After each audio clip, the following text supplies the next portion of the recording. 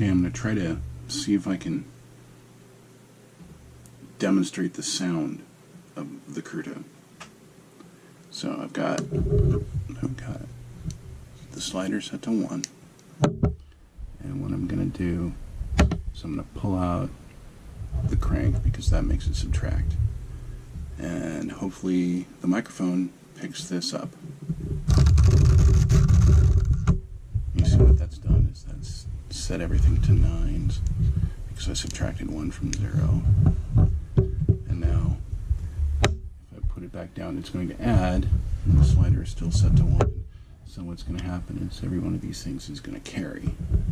So listen.